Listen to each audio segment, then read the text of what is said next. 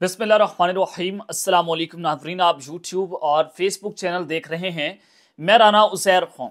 नाज़रीन, आप इस्टेब्लिशमेंट की सियासत पर कभी यकीन नहीं रख सकते कि इमरान खान साहब के दौर में भी जनरल बाजवा जब आर्मी चीफ थे तो कहा जाता था कि कंपनी यही चलेगी और बड़ा शोर था वन पेज का। लेकिन जैसे आपने देखा कि बड़ी बेदर्दी के साथ जनरल बाजवा ने इमरान खान की हुकूमत का तख्ता उलट कर रख दिया था, पूरे मुल्क को तहस नहस करके रख दिया था। तो आप कभी भी एक्सपेक्ट कर सकते हैं कि इस्टेब्लिशमेंट आपके साथ सरप्राइज कर सकती है। तो जनाब, मैं आपको जो खबर देना चाहता हूं कि आर्मी चीफ ने फिर दोबारा से अब पहिया उल्टा घुमाना शुरू कर दिया है। अब शहबाज हुकूमत के लिए रोने का वक्त शुरू हो चुका है, बल्कि ऊ करने का वक्त शुरू हो गया है कि जनाब शहबाज शरीफ के मुंह पर इस वक्त जोरदार थप्पड़ पड़ा है। वज़ीर आज़म हाउस के अंदर क्या चल रहा है, अंदर की खबर है जो मैंने आपको बतानी है कि इस वक्त वज़ीर आज़म हाउस से कोई अच्छी खबर नहीं आ रही, कुछ अच्छी इतला जो है वो नहीं मिल रही। और फिर GHQ से भी एक बहुत बड़ी खुशखबरी है। वो खुशखबरी क्या है उसका भी बाज़ाब्ता तौर पर ऐलान हो चुका है।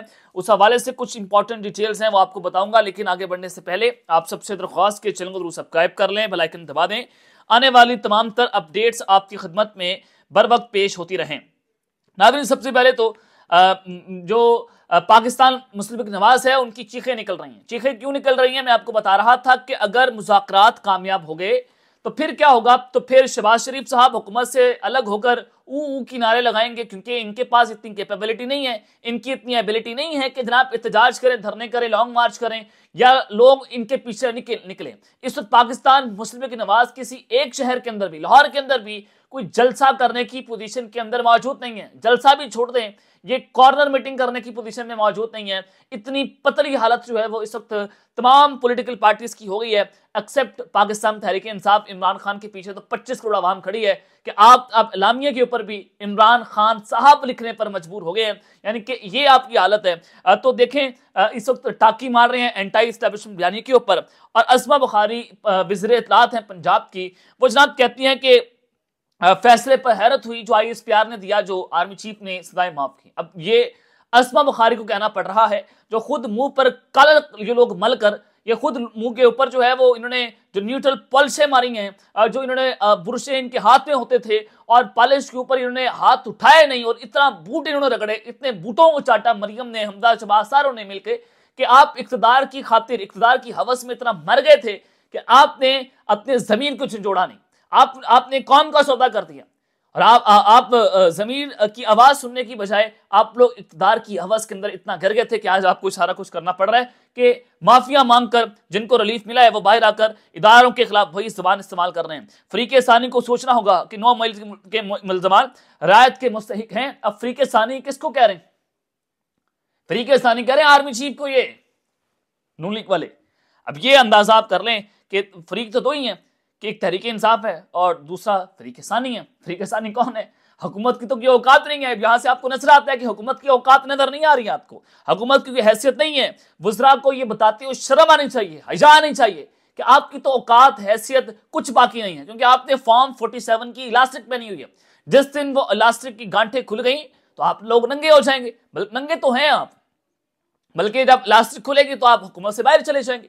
फिर अब यही बच गया आप लोगों के पास। अब जनाब जो खबर आपको देना चाहता हूँ वज़ीर आज़म हाउस से आई है, GHQ से। सबसे पहले आप ये बड़ी खुशखबरी सुन लें जनाब, इमरान खान साहब को बहुत सारी ऑफर्स हो रही हैं कि आप बनी गला चले जाएं। उनकी पार्टी के लोग उनको मना रहे हैं। इमरान खान किसी हद तक कन्विंस्ड हो गए हैं और वो ये बात कर रहे हैं कि मैं इस ऑफर को देखूंगा तब जब मेरे तमाम कारकुनों को आप रिहा कर देंगे तो मैं इस ऑफर के ऊपर जो है वो सोचूंगा। खान साहब कन्विंस्ड होते हुए हमें दिखाई दे रहे हैं।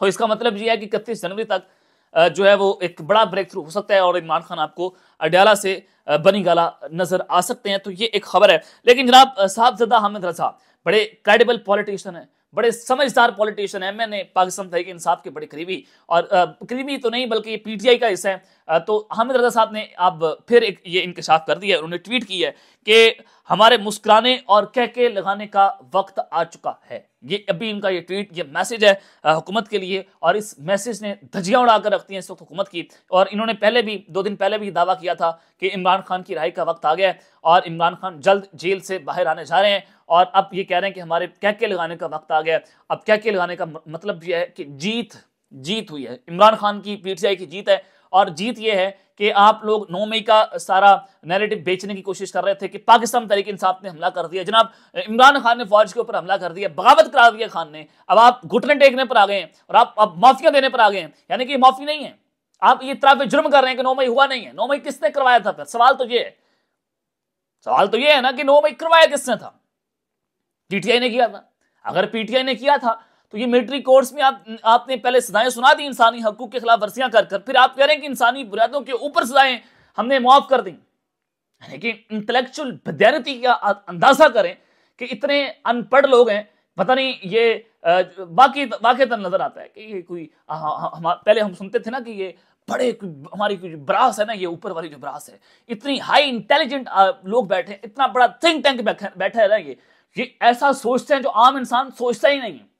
हमने अब देख लिया, तुम्हारी औकात देख लिए कि आप इतना बड़ा सोचते, आप हमसे अलग सोचते हैं।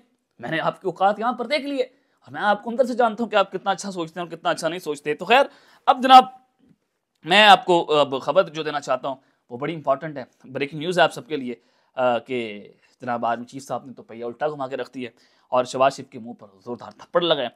तो ये क्या मामला है जनाब? देखें, आज एपेक्स कमेटी का इजलास था, उसमें आर्मी चीफ बैठे होते, उसमें शहबाज शरीफ बैठे होते, सिविल और अस्करी क़यादत मौजूद थी, चारों सूबाई वज़रा आला थे। मैंने खबर आपको अपने पिछले ब्लॉग के अंदर दी भी कि अली अमीन गंडापुर ने वहाँ पर इनकी धज्जियाँ बिखेर के रख दी और अली अमीन गंडापुर साहब के सामने शहबाज शरीफ ने कहा कि ये तो एक क्या सराई थी कि 26 दिसंबर को गोली चली है। तो वहाँ पर गंडापुर ने कहा कि मैं सूबे का वज़ीर आला हूँ, आप इस बात को, इस फैक्ट को कैसे डिनाई कर सकते हैं कि गोली नहीं चली? वहाँ पर 12 लोग शहीद हुए हैं हमारे।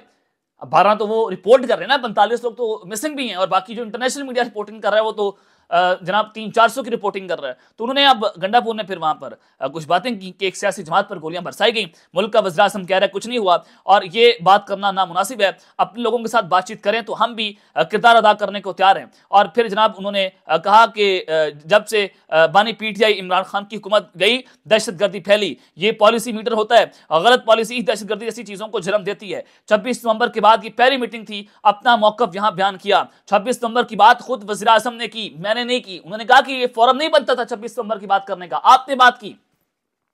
फिर उन्होंने बताया कि 13 शहीद हुए, 58 जख्मी हैं, जबकि 45 का हाल लापता है। हम एक सियासी पार्टी हैं, इस मुल्क के लोग थे, जो रवैया इख्तियार किया गया, हमें तहफ़्फ़ुज़ात हैं, पाकिस्तान हमारी तरजीह है। ये बड़ी आम बातें उन्होंने की गंडापुर साहब ने और बड़े अरसे के बाद मुझे इनके मुंह से इस तरह की बैलेंस गुफ्तगू जो है वो सुनने को मिल रही है। लेकिन वहां पर जो सबसे दिलचस्प बात थी कि जो हमारे आर्मी चीफ थे वो खामोश रहे। जब गंडापुर ने शहबाज शरीफ साहब के कपड़े उतार के रख दिए सारे मामले के ऊपर और उसने बताया कि लोगों के ऊपर गोलियां चलाई गई, वहां पर आर्मी चीफ साहब भी मौजूद थे। आर्मी चीफ इस पूरी सिचुएशन के अंदर जो है वो जनाब खामोश रहे और ये असर रद्द-ए-अमल था और ये शहबाज शरीफ के मुंह पर थप्पड़ था कि आप कह रहे थे कि देखें जी हमारा ये जो जोड़ी है हमारी ता क़यामत चलती रहे, तो ता क़यामत जोड़ी जो है उसको तलाक हो गई है। अब शहबाज शरीफ साहब आपको घर जाना होगा और अब आपने ऊ की जो जुबानें हैं या उसकी सदाएं हैं वो बुलंद करनी है, ऊ कर रहे हैं, एहतजाज करने के काबिल आप लोग नहीं हैं, आपकी औकात नहीं है। तो ये जोरदार थप्पड़ जनाब इनको पड़ा है कि आर्मी चीफ साहब वहां पर खामोश रहे और ये असर रद्द-ए-अमल था और ये खामोशी बहुत बड़े तूफान का पेश खैमा साबित हो सकती है। ये इशारा नून लीग के लिए, पीपल्स पार्टी के लिए और हुकूमत के लिए जनाब खतरे की घंटियां इस वक्त बज उठी हैं और ये बदला भी लिया गया है कि जब शहबाज शरीफ साहब ने ये पूरा मलबा या नून लीग ने पूरा मलबा आर्मी चीफ और इंटेलिजेंस एजेंसीज पर डालने की कोशिश की थी कि 26 नवंबर उन्होंने किया है। अब जनाब ये उनके सामने बैठकर जो गंडापुर ने उनके कपड़े उतारे, फिर आर्मी चीफ साहब इस पूरी गेम को एंजॉय करते रहे, उन्होंने नहीं बोला, कोई रद्द-ए-अमल उन्होंने नहीं दिया और ये असर रद्द-ए-अमल था कि जनाब वो खामोश हैं और उनकी खामोशी बता रही है कि बैकडोर चैनल्स के ऊपर बहुत कुछ बड़ा हो चुका है, सब कुछ मामला तय हैं और अब सिर्फ खबर आना बाकी है। ये हुकूमत के लिए इशारा, हुकूमत के लिए पैगाम आज की इस मीटिंग से जनाब उनको मिल चुका है। अब तक के लिए इतना ही, अपना ख्याल रखिएगा और इस रंग अपने लाजमी ख्याल रखने के बाद पाकिस्तान जिंदाबाद।